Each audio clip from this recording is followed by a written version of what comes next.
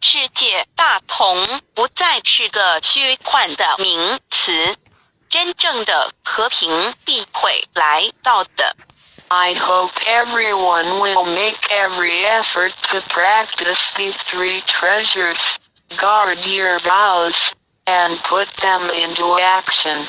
Remember to make good use of this physical body by following your true nature/Buddha nature. We can work together to help with the salvation of these three worlds. Because of your efforts, sentient beings can transcend the cycle of life and death. In return, you can succeed because of these sentient beings. Then, great harmony is not just an illusion.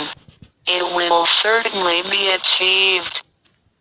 感谢您，愿上帝赐福与您。Thank you very much. God bless you.